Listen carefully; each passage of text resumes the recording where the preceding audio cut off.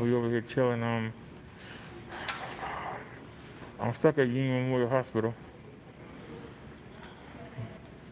If I want to get this prescription, I'm stuck. If I want to say the heck with it, I can go home. I ain't got to stay there. But we gonna do the right thing. Um, Everything got jacked around this morning. Messed around with them dead one people at Good Sam. We rode all the way to North Avenue for no reason because they sent the prescription to the pharmacy where I got it from. Meaning, I rode all the way down North Avenue for nothing. Risked my life. Could have got hurt for nothing. When I say nothing, I mean nothing. I risked my life for nothing. Rode all the way down there, and the video was up. The video was up. Y'all was with me. So anyway, we just sitting here chilling. Y'all want to look? We sitting up. I think this is St. Paul Street. No, this ain't St. Paul. It's too small. It's too small to be St. Paul Street. This must be Calvert. I must be on the Calvert side.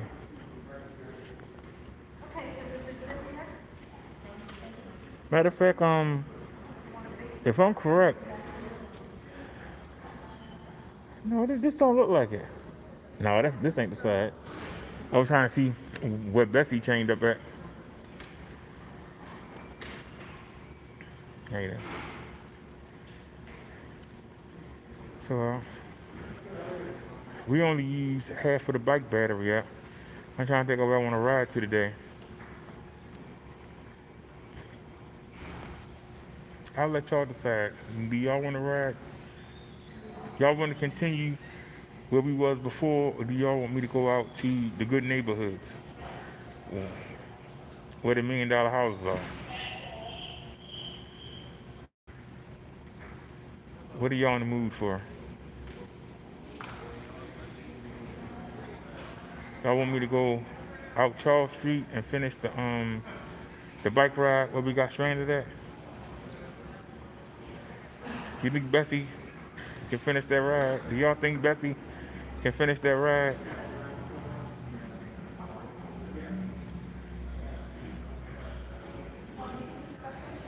Like I say, we carry 2 batteries now.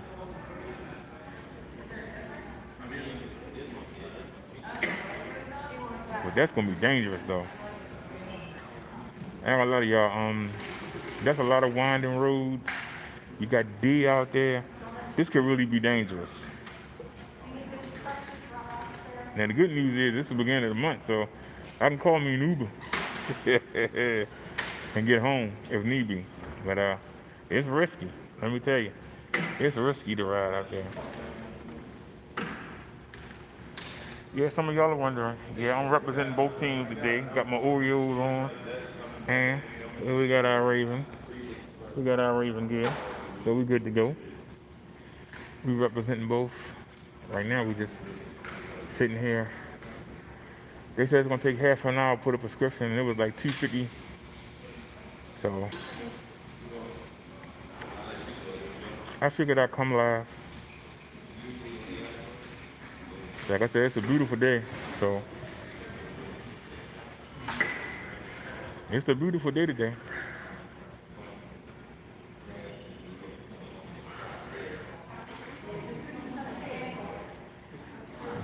I wish they had a bike rack, because it'd have been nice to just, park the bike right there and come on upstairs. We gotta walk all the way through the hospital.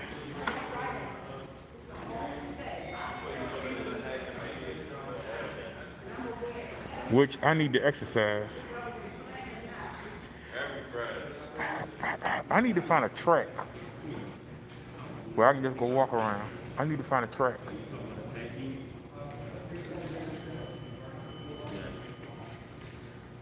It's not safe for me to walk around my neighborhood unless I'm carrying weapons. I'm being honest with you.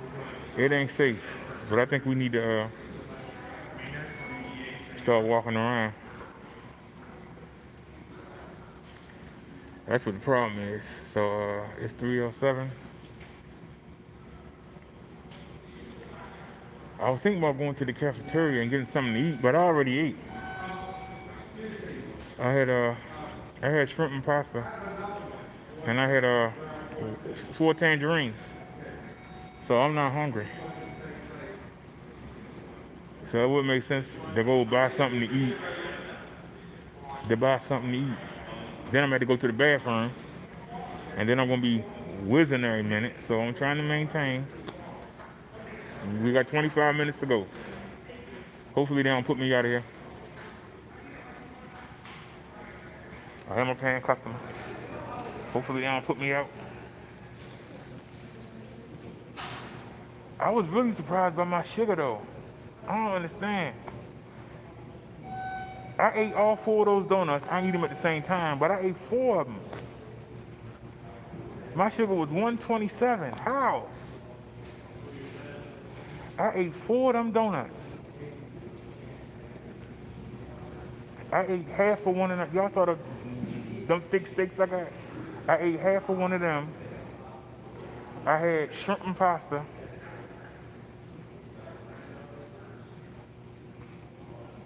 My sugar was only 127. Now I fell asleep last night and I woke up at 11 o'clock and I came live at 12 and I stayed with y'all until 2:30. I was still up till 6 a.m. I fell asleep. I woke up at 9:30 and I'm still up. I think this is why I keep getting tired. I only got 3 hours sleep. And yet I'm still rolling like I'm wide awake. It's weird. It's really weird. But anyway, the people kept BSing at Good Sam. And then finally they said, come next Friday, which wasted my time. So I was going for that doctor. That wasn't a good doctor to go see. The other people, the lady was just going to tell me about some diet crap. I don't know what that crap. So that's why I didn't go. So I had a 3 o'clock appointment here. So I got here at 1 something and already been seen. So I could have just went home, but instead I called and I said, look, I'm at the hospital, the other MedStar hospital. I'll ride the 3 miles to you if you're willing to see me.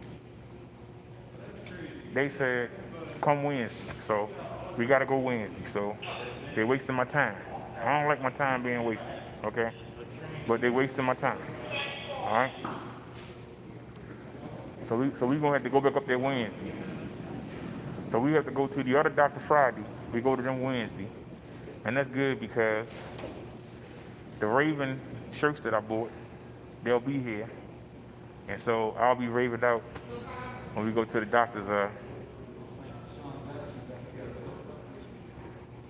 I'll be ravened out when we go to the doctor Wednesday and Friday. So why am I still here? You're probably wondering. Because the prescription that they put in on Monday when I was there, they actually sent it to where I got it from. So I could have went downstairs and got the prescription, and I had to ride all the way down to the pharmacy. And y'all remember the video? Monday we rode all the way down to the pharmacy for nothing. So I asked them, could they move it from the faraway hospital to the short hospital here? It's only 3 miles to this hospital, but it's 6 miles to Good Samaritan. So we actually rode 4 miles out the way to hit the Walgreens, and then we came back for nothing. So I'm like, I'm at Union. Can you just send it to Union? Because I'm listed at Union, Walgreens, Hartford North, and I'm listed at Good Samaritan. All 3 of them pharmacies I can use interchangeably. So that's what we're doing. We waiting on that prescription.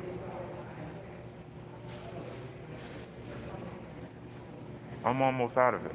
So that's why I'm being held hostage. I'm pretty much being held hostage. That's all. Pretty much being held hostage. I hope y'all enjoyed that the mini sermon I did. about don't pay evil with evil. Don't repay it. Let it go. Let it go and let God do his work. Stop putting yourself in the middle of something that you ain't supposed to handle. If you believe that God will fight for you, let him fight for you. Okay? Stop trying to go, well, I'm going to do this. When you do that, you don't let God do his job. You handcuff him. Because the devil can say, you're going to get my demon for doing that evil deed. But look what your supposed Christian follower did to my demon. Look at how they went and got other people to come help them do bad things to him. They know better than he is. And you handcuff God and don't let him do anything. So when you wonder, how come God not helping you out? Now you know why. Because you're handcuffing. Let God deal with these people. It's not your job. How many times have you seen somebody do something evil and it seems like they get away with it? And then right when they about to walk scot-free, they get nailed. You got to let Jesus and God do their work. And stop trying to be Jesus and God. They taking too long. This is ridiculous.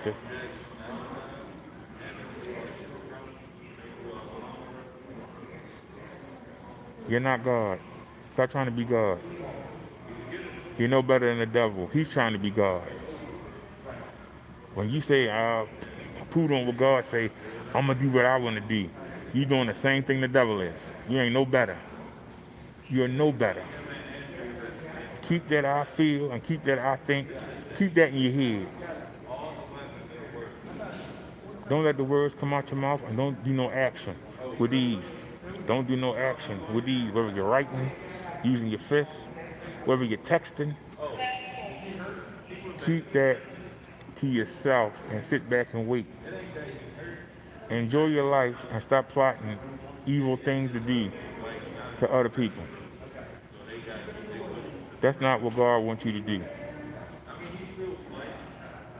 So you can't say you walking with him. You acting like the devil, but you say you walk with Jesus and God. Your actions say you walk with the devil. And you sit around and you plot and plan on how you going to do something to somebody, even if they done something to you first. Let them fight for you. Let them fight for you. Stop trying to take it upon yourself. You know what a vigilante is.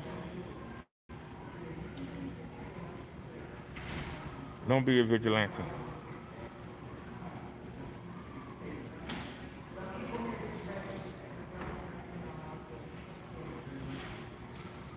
When Moses was at the seventh curse of the Egyptians, and they told all the Hebrews, paint goat lamb blood over your door so that the angel of death know not to come in the house and kill your child. How many how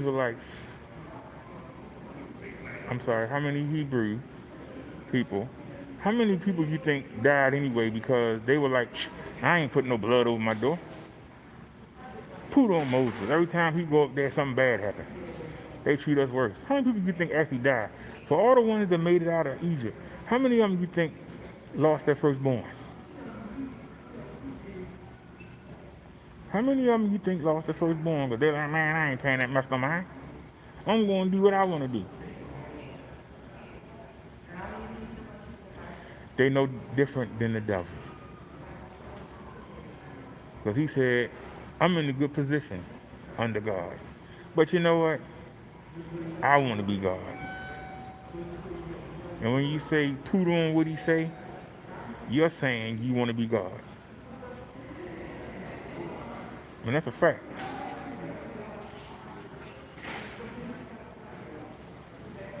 So when you wonder why things go bad in your life. You wonder why you never get that break.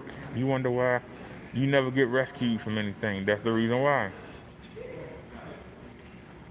You said, I don't need no help. I'm going to do it myself. So do it. When you get in trouble, handle it. Since you know you're God,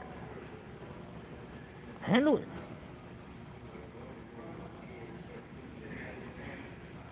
People getting mugged, get out there and patrol the streets. Children coming missing, go patrol the playgrounds. Since you're God.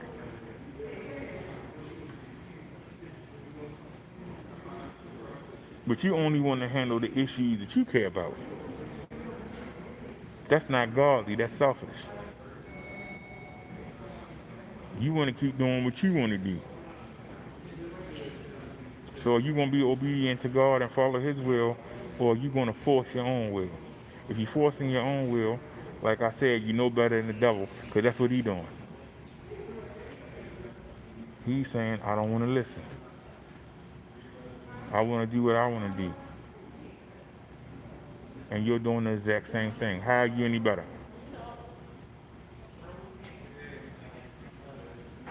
I'm just asking the question. How are you any better?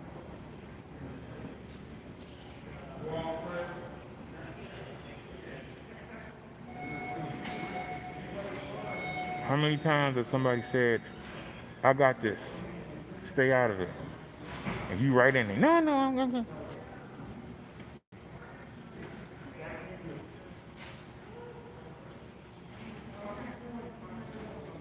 How many times somebody done something to you, you go to the police, they say they got it. The person on their way to the trial, you go bum rush them. You in the courtroom, you gotta jump over the table to take a swing at them. You won't even let man handle your business. So I know you ain't letting God handle it.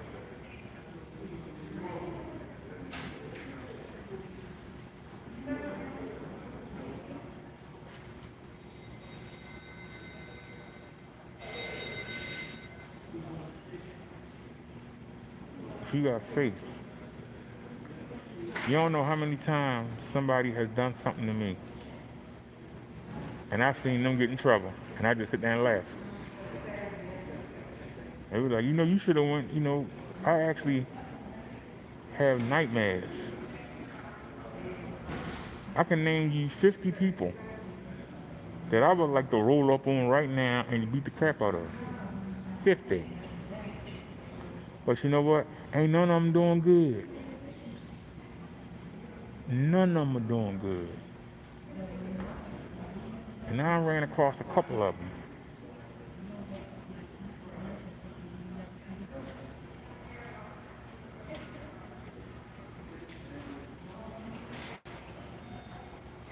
There's a dude in my building right now. I don't run into him often, but the devil makes sure I see him every once in a while as a reminder. Somebody from your past is living right in your building. That person can connect the dots. That person can connect the dots and bring those negative people to where I'm at now.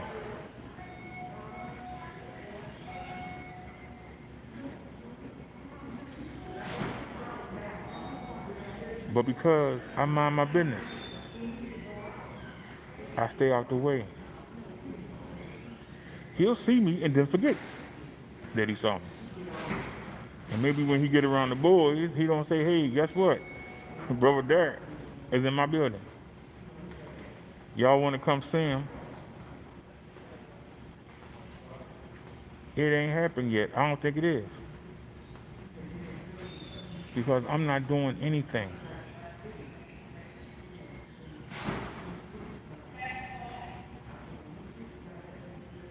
But I know things that person has done. I might could get him put out the building. Then I ain't got to worry about it, right? But guess what? Once again, that will be me doing evil. He ain't doing nothing to me right now, so why should I Be worried about him being in the same building. He ain't bothering me. He ain't no threat right now. Why can't I trust God to protect? Even if you do tell the boys, hey, guess what? I know where Brother Derrick is now. Brother Derrick is in my building. They might not even care. But if I go do something, they try to get rid of him. If I do evil, under the threat that he might do evil to me, how am I any better? Why should God protect me? Why should he look out for me?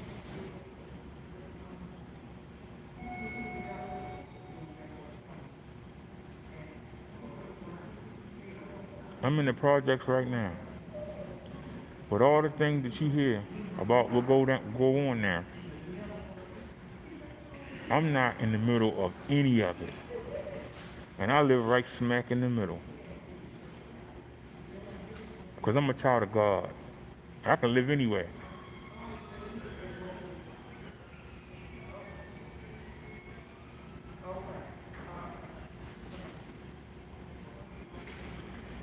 People are not going to see me as a threat.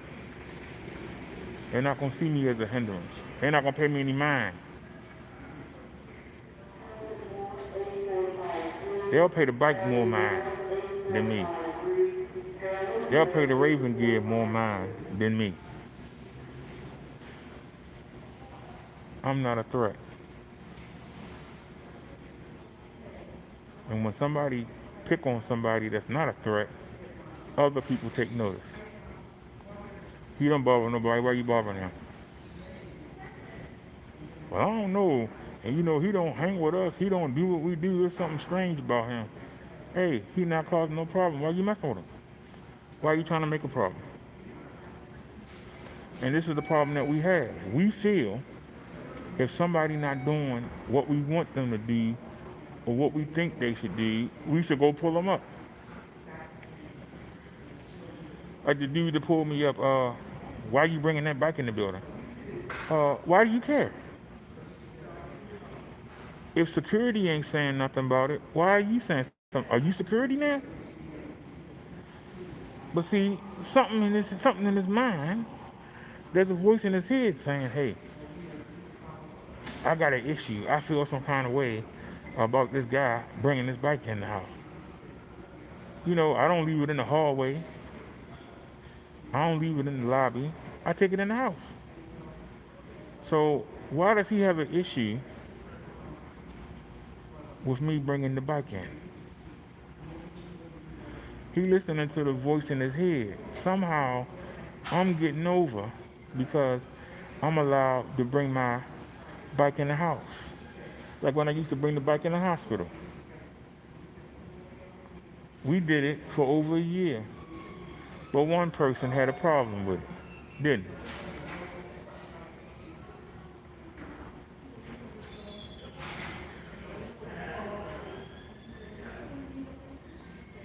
The reason that we don't bring it is not because that guy said something. We don't bring the bike in because I don't like my reaction to what he said. Because I jumped on him. It wasn't worth it. You jump on somebody when your life is in danger, or somebody you care about life is in danger. You don't jump on somebody with something stupid like that. We have 4 or 5 bike locks. We can just lock Bessie up. Push come to shove, we got another bike in the closet. They work just as good. Us chaining the bike up ain't that big a deal. But my reaction, that dude had a gun on his hip.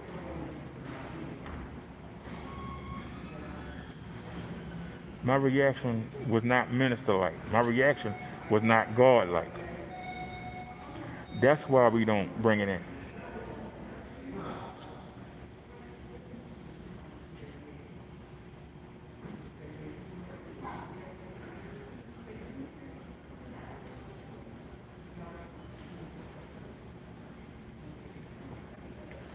There are so many places that I want to go and take y'all, we don't go because they don't have a bike rack. They don't have a place for us to chain the bike up. I would love to go in the carryouts. I would love to go in the stores. I would love to go to McDonald's. But if they ain't got no place to chain the bike up, I don't even bring it in, I'm not going to spend my money there. I ain't got to fuss and make a big deal, just not going to spend my money there. It's that simple. Now here, they have a lot of things to chain a bike to. That argument don't stand. But you know, I could go start a stink. I could start a campaign and get it to where I can. But is that what God would do?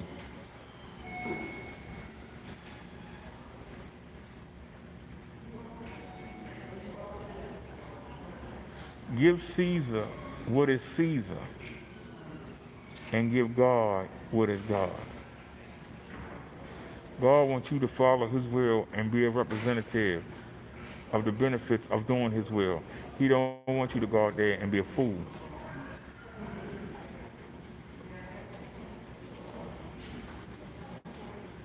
All right. We got 5 minutes to go. 5 minutes. And we out of here. 5 minutos.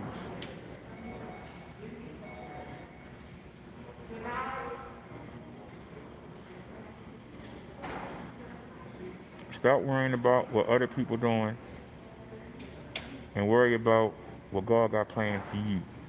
Worry about that. Stop worrying about what somebody doing on the TV. Stop worrying about what the celebrities doing. Stop worrying about what the football players doing. Worry about what you doing. What's God's plan for you?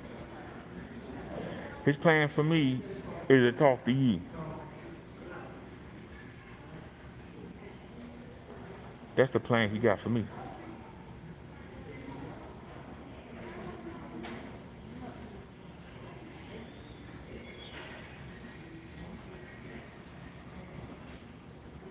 What plan he got for you?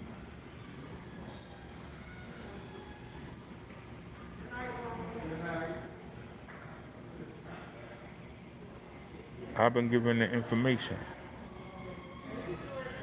and my job is to pass it along.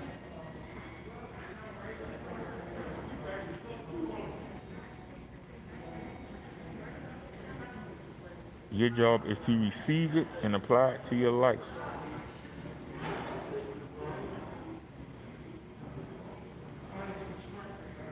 So that you can find out what he wants you to do.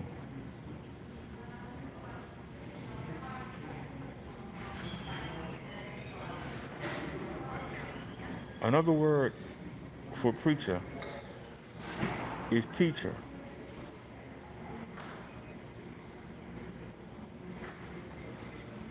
Some teach so others can do. Take the teaching and go do.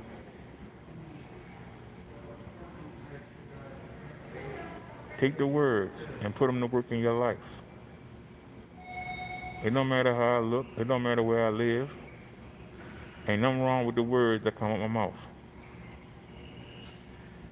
Remember, Jesus said the most unclean thing that come out your body is not out your butt, it's out your mouth. The things that come out your mouth, the things that you do, that's what show people who you running with. Are you running with the devil or are you running with God? You can carry around 50 Bibles. You can go to church every Sunday with your little hat on and your shoes on and your nice little suit or your nice little dress.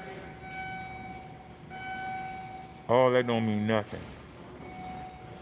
What happens when you come out that church? What happens when you in the street?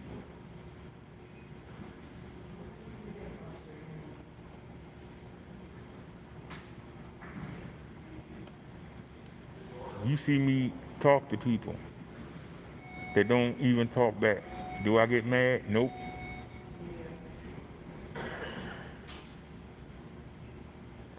But to some of them people, I might be the only people that say hi to them all day.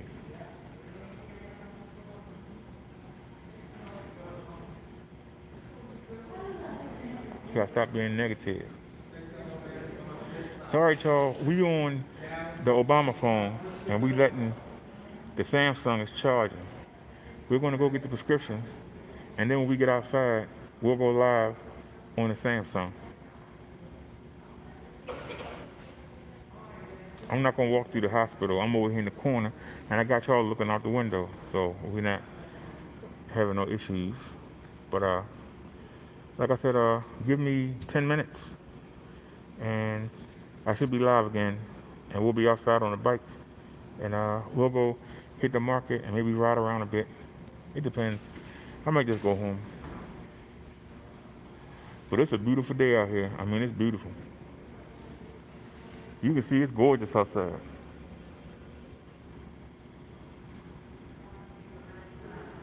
But I still got the footage from yesterday, and I'm gonna have the footage from the day to show y'all. So, like I said, let me go ahead and get this done, and then I'll see y'all in a bit. So it's 3:33. I should be live about 3:50. So all right, y'all. Let me get out of here. Peace, everybody. Thanks for watching. We out.